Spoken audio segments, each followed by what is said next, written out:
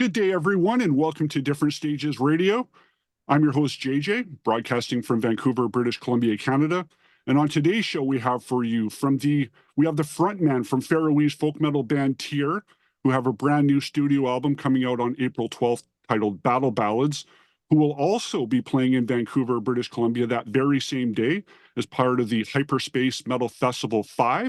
Please welcome my guest, Heri Joensen. How are you, sir?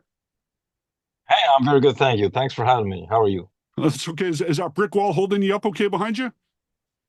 Oh yeah, this is I'm in good condition here. You're in good condition. So you're looking forward to getting back on the road. It's been, you haven't been in North America since 2019. Yeah, all our touring stopped with the pandemic, and it hasn't got up and running again yet. This will be our first proper tour since 2019, and we're very happy that it looks like finally we'll get back on the road now. And after seeing, looking back to the show that you did, that Nordic Night CD DVD with the orchestra, do you look back at that, or maybe not so much right away, but that first month or so after the show, because it's pretty much right after that was when the world shut down, that you're able to squeeze that in just in time? Yeah, we played one show after that in the UK, I think one weekend after that, and then we had a beautiful year full of tours and festivals ahead of us, but it all got cancelled, and it still hasn't come back. That was, yeah, it seems otherworldly looking back at it, but that's what happened, man. And on this run, you will have TROLLFEST with you, which I was doing some digging, and I don't know if you can see behind me. I'll take it off the wall here. Yeah, I I see don't know it. if you remember this. A buddy of mine in Vancouver, let me get it in here. Do you remember this show? Pagan Fest, yeah. That must Yeah. have been our first So that was trip to the US. 2013 with TROLLFEST. Yeah. Yeah. Maybe that was our second trip to the US, or maybe it was even our first. It's possible. So this was in Vancouver, April, let me get in here, April 7th, 2013. No, that's not the first Pagan Fest. No, we were on several. No. The first one I was do remember way this before one that. distinctively, and this was a great show.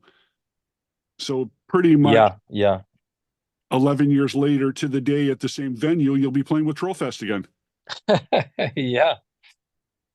Which I also find is perfect timing as part of the HYPERSPACE Metal Festival, because Journeyman Productions in Vancouver put that on each year, and it's turning into a wonderful extravaganza, which we will also be giving away a pair of tickets to see TYR as part of HYPERSPACE Metal Festival in Vancouver. So stay tuned for details about that towards the end of this interview. But how are you looking forward to, is it just great timing that you're playing that festival the same day as the album comes out? I hadn't really checked which show was the release day, but we've always had great shows in Vancouver, and it's been very well visited, and it's a very beautiful place. If you go a bit away from the Exactly. towards the ocean, it's a beautiful area, and yeah, I'm glad the show is there on the release day. It's a fortunate coincidence. And I'm seeing that there's an array of vinyl, different multicolors, which I've seen some photos. They look amazing. Are you a collector of albums? Unfortunately not. I've traveled and moved a lot in my life, all my life, and I never had room for CDs or vinyl. So since the MP3 became available, I haven't seen a CD. Oh no. So I like the ease and comfort, just to have the music on your phone. It used to be the iPad or Pod. It was called iPod. And I went all in for that, for ease and especially ease of travel and transporting your music with you. I have some LPs lying around. I have a box of CDs somewhere, but I haven't seen them for more than a decade. And I guess it makes sense in your world with touring and not really having any sort of home base that can make it a bit of an issue, that music on the fly is more of a convenience. Maybe something down the road, you know. Absolutely. I used to have this when I listened to CDs. I had this big folder full of CDs. You know, you take them out of the jewel case and you put them one by one into this nice folder, so you can have like 10 or 15 CDs with you. But I mean, when you have the iPhone and you have all the world's music at your fingertips, it's I like it that way. I do remember when I was young listening to LPs and getting lost in Iron Maiden's artwork. It had definitely a charm and a magic to it that you lose with listening to digital music, or listening to music digitally, I should say. But the convenience just outweighs the downsides, I think, at least for someone that travels as much as I do. In that sense, it totally makes sense. So I Yeah. wanted to ask you, you have some VIP packages coming up on this tour, including an acoustic performance, which you unveiled 3 tracks that are done during that. Do you want to talk about that, Yeah. what you offer, and maybe people aren't aware and they should get on those VIP packages? Yeah, it's available at tier.fo/VIP, and people will get access to the venue before doors open, and we will play 3 songs for people, 3 songs that are not included in the general set. We'll play it on acoustic guitars and acoustic bass, and it'll be a very quiet and low key performance compared to the live proper metal performance. We'll sign people's stuff, make pictures with them, chat with them, whatever. And it costs $75 per head. And we have some of the venues have been sold out for VIPs, I should say, not for the regular ticket. But most are still available. We delete them from the list as they become sold out. With the maximum capacity we decided to go with is 15 people per VIP show. So it's a very exclusive and nice deal for people. And it gets us some hard needed extra income to get the show started. You know, it costs a lot of money to upfront to get the tour started, tickets, flights, equipment, everything. The most of the income is on the other end of the tour. You know, we get it after the tour is done. So by selling this through PayPal, we get some money up front to get the tour going in the first place. So people, I'm sure people will like what we provide for the $75, but they really help us and support us by buying the ticket and coming to the VIP event. It's incredibly valuable for us also financially. Well, I agree. I think that's an extremely small amount for what you get in return. You get to hang with the band. Like you said, it's 15 people per show. You get photos. I'm sure there's a little bit of Q&A. You get 3 acoustic songs that nobody else is going to hear in a very intimate environment. That's extremely special and extremely unique. And I think fans in that need to understand more so now than ever that since the world has opened up, that all these bands are trying to get on the road and everybody's fighting for their space. So it's not just fighting for your dollars to buy a ticket. It's also fighting for tour buses and available venues and getting merch and albums done in a timely manner. Like, how much is that That's the benefiting thing, for man. you?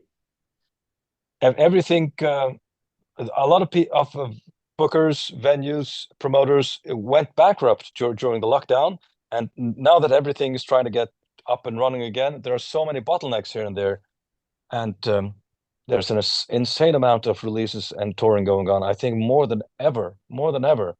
So we're all fighting for the same resources as you just mentioned, and for the same people's attention.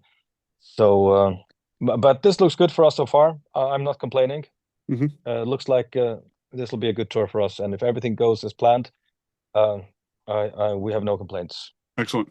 If you can speak a little bit about Battle Ballads, though, because those who might be not super aware of TYR and what you're all about, at first, just by the title, one might think that that's perhaps a compilation. Yeah, I would understand that. Yeah. So ballads here in the medieval sense, as in a medieval European piece of music that is well, that is of unknown origin mostly, and not the 80s, 90s hair metal kind of ballad.